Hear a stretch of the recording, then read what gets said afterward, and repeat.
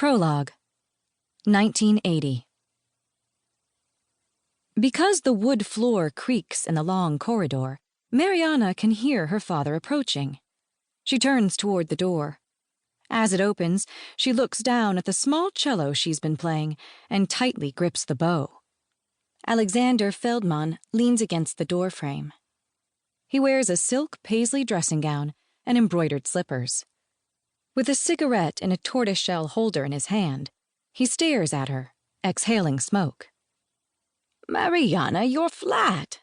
That A is too flat. 60 years old, Alexander is well over 6 feet, handsome, with dark hair now silvered at the temples. His brown eyes are deep-set, his chin strong. Mixed in with the tobacco, Mariana smells his lavender eau de cologne. He chides her gently, less irritably.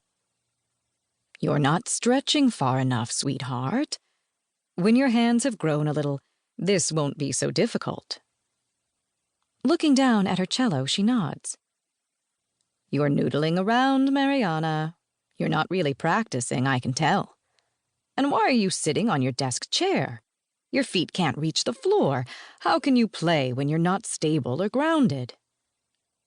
I don't like to sit on the little chair, Papa. I put it in the closet. It's too small. He laughs and comes to stand behind her.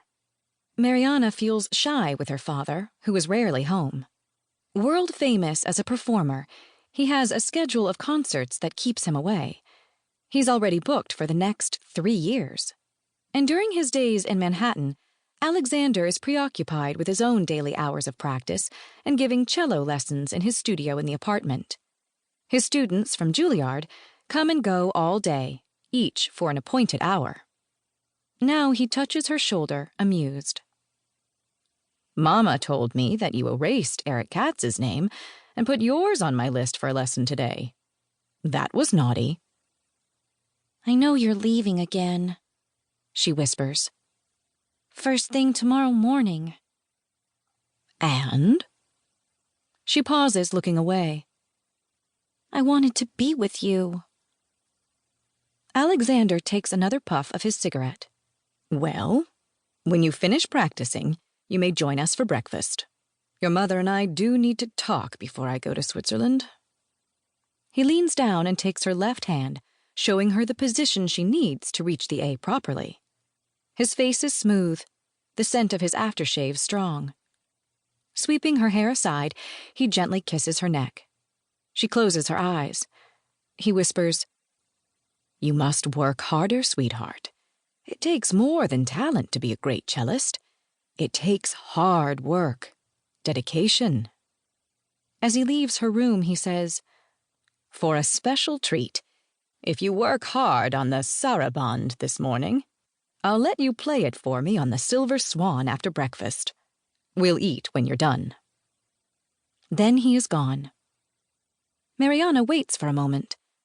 She reaches her hand to her hair and smells it dreamily for traces of him.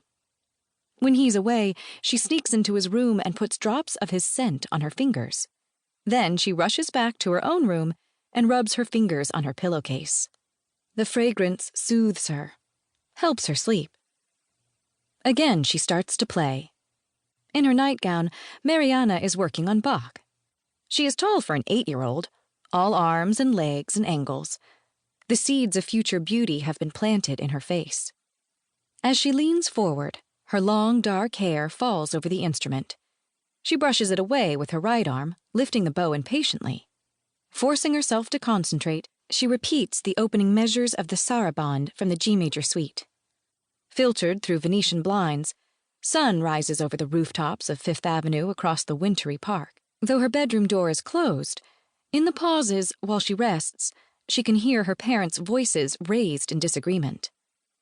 When 20 minutes have passed, a clock hangs on the bedroom wall, exacting and reproachful.